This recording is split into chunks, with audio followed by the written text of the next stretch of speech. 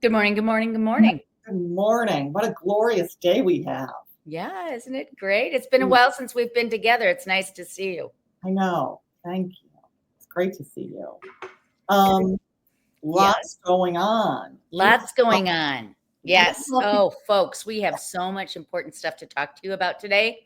And the theme of the day that Kyle and I were just talking about before coming on the air is Chicago is not the nation. As the nation goes, there does not go Chicago. So, yes. And one of the things so first of all, we are Ann Rossi and Kyle Harvey, agents of Bear Warner. And we come to you every week, or almost every week, lots of weeks, for Monday Morning Coffee with Kyle and Ann. I know you're laughing because usually I go into my shtick, and I didn't. He does it so well. Really, we sell real estate in downtown Chicago. Real estate. Yeah. But the thing that I came away with, because we talked just briefly, everybody, before we got on the air. Everyone who's out there saying Chicago's awful, everyone's leaving Chicago, blah, blah, blah, you're going to change your minds. Chicago's doing great. There are all sorts of positive things. Forget or not, put to the past what's happened in the past. Let's focus on Chicago today and its future. It's really great stuff. So, as is typical on the first show of the month, we're going to go through the Chicago stats. I'm going to do them very quickly and briefly because what we have next is way more important. Well, it puts it in context, I should say. All right, we're going to look at houses in the Chicago lakefront communities. During May, 101 homes closed, better than the two previous Mays, obviously. 105. Wait, let me get rid of our little names so everybody can see. Yes. Hello, Ann. Here we go. 105 homes are under contract, about the same as last year. 165 homes are for sale. So obviously 105 homes under contract is a big deal given the fact that we don't have so many to choose from. And we'll get into that in a little bit. Another all-time high, 1,442,500 is our median sales price. You can compare that to July of 2012 when we were at 730. Remember we were talking about that, Kyle. We're going to get to that in detail very soon. There are currently only 2 months worth of homes on the market. That means just in 2 months, everything will sell if nothing comes on fresh, given the desire for homes. All right. Year to date, we're up 3.4% in single-family home sales. Good. Yeah. Okay. Attached, which everybody knows means condos, co-ops, townhomes, 1,079 closed in May. That's down a little bit. 1,058 are under contract.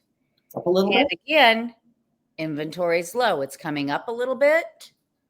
But given the fact that there's not much for sale, we have good sales. Yeah. 2.3 months worth of inventory. And I love this slide. It's so important to understand that it's really across all price ranges. And whereas over $2 million, 8 months seems like a lot, it's really not. I mean, look on the far left of the chart. It was like over 30 months supply during COVID. And it's come way down. And anything under 2 million is less than 4 months worth of inventory. Under $1 million is about 2 months. So very strong condo market. Yes. 459 median sales price. Remember when we were trying to crack? I mean, when we started, it was like 300, maybe 325. I mean, it was shocking. Yes, exactly right. So sales year to date are flat. However, not surprising given the fact there's not much for sale. Rates just under 7%. The median sales price for rent in Chicago is $21.50. That's $2.84 per square foot. They're pretty flat, a little bit down from last year. This is kind of a seasonal thing.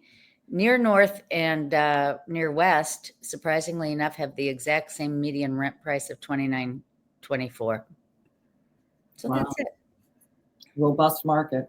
Small, but robust. I mean, so what would you like to do next? Do you want to talk big picture or do you want to go into the local? Well, let's do really briefly the local. So one Okay. of the things, I grew up, people, in Old Town, the Old Town Triangle, and we were part of the first wave of gentrification. My parents bought two little workers' cottages, tore them down, and built a modern house. We were part of the reason that the Old Town Triangle Association came into being, and You rebels, you. and had the no, not the association was in place, but it went and got landmark status for the neighborhood so that people couldn't do what we did. And over the next 2 decades and going forward, the Old Town Triangle is a highly gentrified, expensive place to live. So we have the city council, and this has happened in a whole bunch of neighborhoods, but I'm sensitive to it because of the Old Town Triangle experience. So the city council passed in 2024, after lots of back and forth, fighting with the Chicago Association of Realtors, fighting with all of these people, to pass the Northwest Housing Preservation Ordinance. And I'm going to move the slides along. They've come up with the 606 predominance of the block district, and it is recognizing the 606 trail that cuts through the northwest. What would you call this area? Then sort of near northwest side. Yeah. Wonderful trail that was once a high line. Goes through Bucktown. Train track. It cuts through a bunch of these neighborhoods and has caused gentrification, sped up gentrification of a bunch of neighborhoods. And so, and that has caused disruption. A lot. It's changed. A lot of people are buying houses, tearing them down, building other things, transforming 2 flats, 3 flats into single families, et cetera. And gentrification has come to these areas. And the city council is trying to slow that down. So this is the and they're trying to explain, though, why they're trying to slow it down. Some of us in real estate are like, go gentrification, go, go, go. But there's a downside to it. I mean, it displaces people. The people who are renting there for a fair amount of money, it becomes too expensive for them to live there. It beautifies the neighborhood. It brings some wonderful things in, but at the same time, the hardworking people have to leave sometimes. Communities. So the neighborhoods that are shown on that map are Avondale, Hermosa, Humboldt Park, Logan Square, and Westtown. Yeah.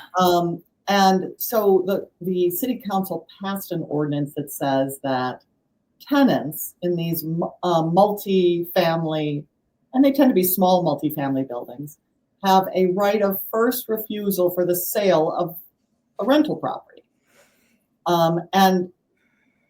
And it's really calling for, because a tenant can't afford to buy a building, and usually what's happening is the buildings are for sale. So it's anticipating that tenants will create a union of tenants, some sort of union, and come up with the financing necessary to buy the building on behalf of everybody. Sometimes it involves bringing an outsider in to buy it, et cetera. But it gives them a right of first refusal on these rental properties. And it's all rental properties that are for sale. And it's meant to slow gentrification and displacement. So these are not all, there are so many rules on this, and there's so many ways of screwing up, but I'm giving you the main rules. So before even putting it on the market, the owner must provide a notice to sell with the asking price to the Department of Housing and to all of the tenants. Okay, so they must do that in advance of putting it on the market. Then they can put it on the market. If an owner gets an offer from a third party, the owner must give written notice to the Department of Housing and all tenants, including the terms of they have to give a copy of the contract, but they also have to provide the economics of the property. So, the all the rents for the past couple of years, the upkeep. They have to provide the economics so that people don't buy into a property that's going to be way too expensive for them to live in. So they've got to provide really all of the terms, like due diligence. Tenants then have a period of time to form the union. And for properties of 4 or more units, it's 120 days. Excuse me, 5 or more units is 120 days. And 4 or fewer units, it is 60 days. And they have to put the right of first refusal, exercise of the right of first refusal in writing. And the timeline for closing is 120 days and 60 days. So the snags, there are snags to this. You think? Many.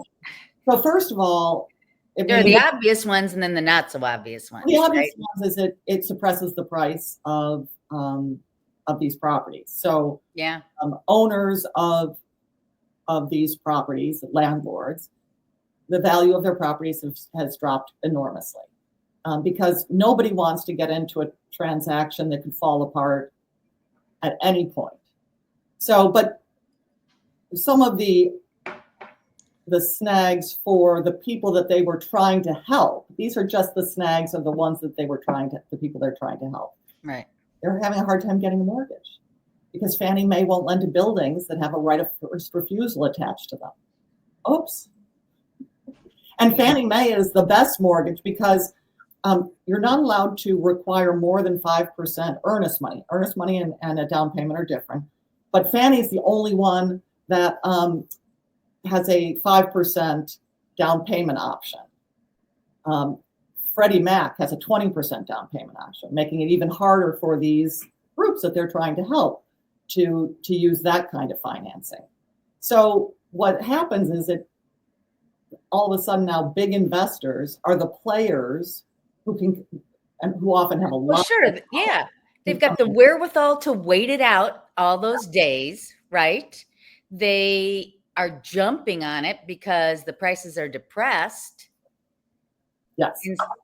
Instead of, I mean, the people who already own in that area, who've already like gone through the gentrification of their own property, they're getting hurt too. Yeah, no, so this is a problem. It's a problem. The second is getting title insurance. So title insurance is, so these title companies provide insurance that the property has full, the buyer gets full title to the property, that there is no cloud on the title, that they can then sell it. And in the event that there's later, somebody has a legitimate claim to partial ownership, complete ownership of the property, the title insurance company pays the owner for that cloud, for the value of that cloud. And because there's all of this, well, because this ordinance also has, you can swoop in later and show up with claims to the property. You can screw up a deal later. I mean, there are all sorts of problems. The title companies are like, I'm going to charge more for this because I could get caught having to pay out a claim for title insurance. And so it's just really, it's made so the expenses of buying this more, plus the certainty less. So it's turned out to be a difficult governmental sort of, it's not overreach because they want to do the right things, but it's really where they thought they were solving a problem, they're creating a new problem. Right. So watch this space for what's going on with that. It's going to be interesting to see. Okay. So thank you for that. We really do have to keep an eye on it. Now we're going to switch over. I have heard from my clients over and over and over again, and Kyle, tell me if you have too. They come up to us in the street and typically they'll be like, how's the market? But instead they're like, oh my gosh, what's going on in the real estate market? Inventory's soaring and prices are dropping. And because they see this on social media, they're all in a panic and they're not hearing what's really happening in Chicago. And so this is really important for us to talk about. Don't you agree? I agree. And they're reading the national story which is completely different. Just like the national story when the market was so hot was completely different from Chicago. Now that the market is cold in other places, it's different from Chicago.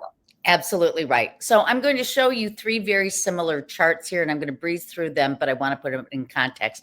This is all of the Midwest real estate data, number of closed sales since 2008. So in the middle of the chart, you'll see the kind of this median. There were sales in the 130,000s per month. Then we got into the big COVID years where everybody decided they were going to move, and sales per month went up to about 160,000-ish. And now we're down to the 100,000-ish. But the interesting thing about this slide is what you're going to see in the next two is this is similar. This is Midwest real estate data. This is Chicago City proper. This is the lakefront communities. So it's not, my point of these three slides is to say to you, these numbers aren't a question of people moving from the city to the suburbs or the suburbs to the city, because the number is the same. Yeah. Okay. And those were trailing 12 months, because this is what it looks like if you go a straight month. You see the seasonal numbers, and it makes everything off kilter. So this is a chart of the lakefront communities, and you've seen this over and over if you watch our show, the month supply and how it was so high during the housing crisis of 2008, and then it went up a blip in COVID, but the month supply is very much down, as you heard in the beginning of the show. But now let's look at the number of homes for sale. Okay, now again, this is trailing, but still it's a 12-month slide. So during the housing crisis, 10,000 in our market. Then we came down and we started to recover in 2013. That's when we had the lowest prices. If you bought in 2012, 2013, you did great. And then it went up a little bit, number of homes, inventory came up. And of course it spiked during the pandemic before coming back down. And now we're at historic lows. Okay. The point is, you're hearing these headlines about there's so much inventory. Well, let's look back at a national chart. The green line is showing that versus 2021 and 22, inventory in that green line is going up. It's not as high as the blue lines of the top, which were 17, 18, and 19. Fresh news came in last night from Realtor.com. This is the national number of inventory in the green line. And the arrow you see is what the difference is between the first 5 months of this year versus all of last year. That coral line is the green line that you just saw. Okay. So nationally, yes, it is way up, but let's look at it by region. Okay. This is where it starts to get really interesting. Can you tell I'm a stats geek? Okay. The blue bars, that's year over year increase in inventory, just year over year. The red line is versus pandemic. So if you look at the two bars on the left, 18.7, that's year over year, how much the Midwest inventory has increased, 25 versus 24. If you look at the orange line, that's how much inventory has declined since 2017 through 19. Wow. So our inventory in the Midwest is down 44%. From the go-go years. Yes. Oh, exactly. From the pre-pandemic years. From pre-pandemic. If you look at the far right, you're looking at the West, such as California, Utah. Year over year, their inventory is up almost 42% year over year. Yeah. And versus pre-pandemic, they're up 4.8%. Yeah. So it's very, very different. If you look in the Northeast, gosh, the Northeast just continues to be out of sight. And I know, because as Tom and I look at places to live, it's crazy. But let's take it even farther. And I know this chart is very difficult to see. I'm going to get rid of us for 1 second here to see if I can. No, that doesn't help me, does it? Okay. The dark blue are the biggest increases in price over the 5 years. The medium blue, including Illinois, is the second highest. And if you're having trouble reading, the dark blue is like 60 to 70% increase in home prices since before the pandemic. So The Florida- national Florida- average, Oh, the national average is 57% increase in prices. yeah. Take a moment to absorb that. Right. That's huge, huge. Yeah. So, you know, Florida down there is up 74% versus pre-pandemic. Well, look at, there's none in the pale blue. There's nothing 0 to 20%. No, The lightest one is Louisiana, 26.7%. in North Dakota, but it's still up 35%. 35%. Yeah. West Virginia is almost 50. Yeah. I mean, wow. Wow. Absolutely It's got to be stunning. scary for a lot of people that prices around the country are this much higher. Yeah. I got it. Okay. That's, that's what those low interest rates in the pandemic did. I just thought this was a fun slide to throw in. These are the metro areas with the biggest price decline since their 2022 peak. Yeah. Austin, Texas, leading the way, down 23%. Yeah, everyone was moving to Austin for 15 minutes, and now they're turning around and getting out. It's really, I think it's the weather is part of it.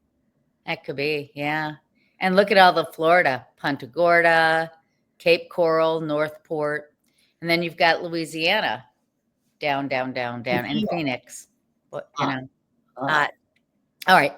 So this is the chart that I put together that I think is the most important for us all to understand.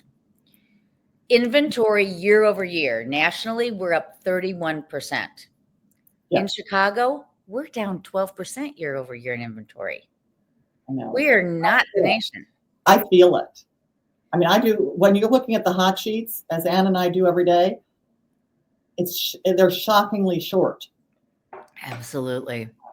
Okay, number of pending home sales down 2%, 2.5% nationwide.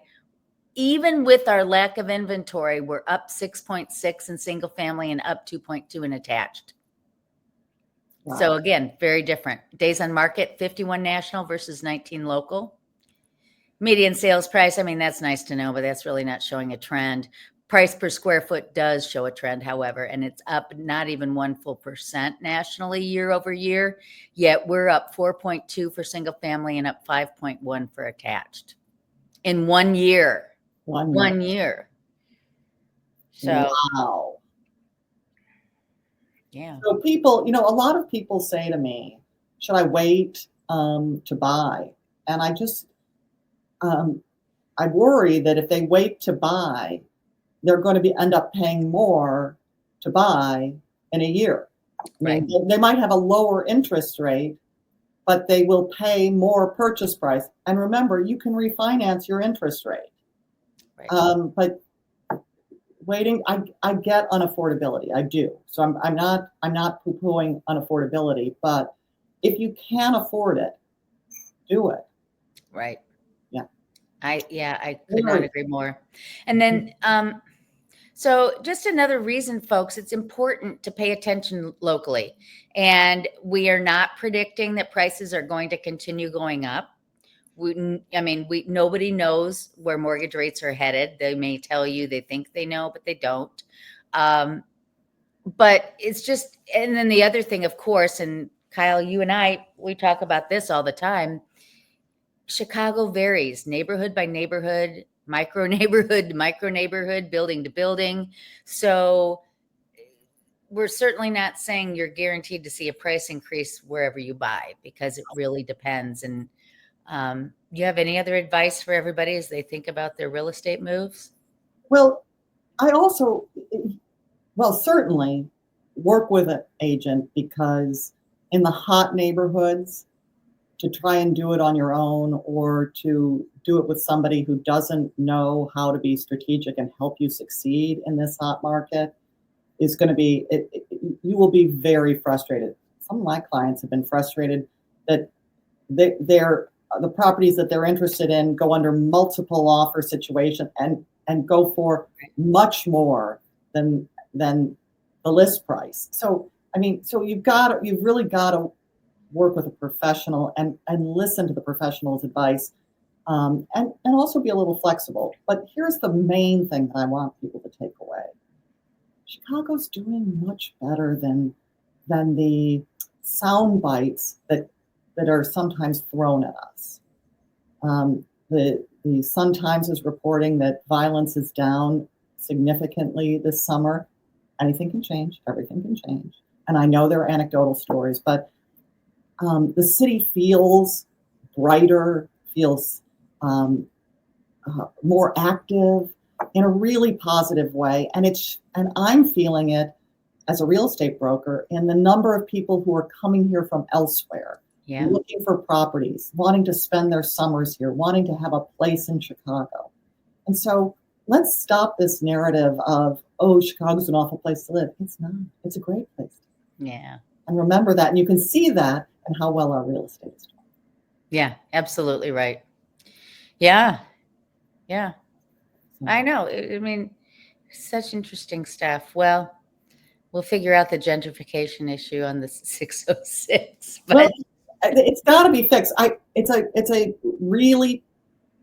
It's a positive thing to want to protect the character of neighborhoods. That's a positive thing. But it just shows that it's not easy to do. And there are all of these unintended consequences. And a lot of these landlords who own these rental properties, this was their investment. They were counting on someday you are right. money on the sale of it. They were counting. This was their nest egg. This was their attempt to move up in the world, to be able to sell their property at a nice markup that they invested low and they're able to sell it higher. And to put the kibosh on that says we value certain people over others. I value the tenants over the landlords. And I get the choices have to be made, but there are all these unintended consequences that are hurting both. And so City of Chicago, City Council, do better. Yeah, I like that. Do better. Do better. So, all right. So that's it for today's show, everyone. Thank you for watching.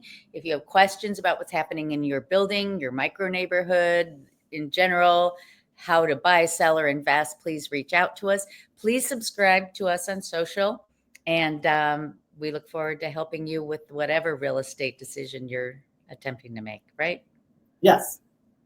All right. We'll see you next time on Monday Morning Coffee with Kyle and Ann. Have a great week.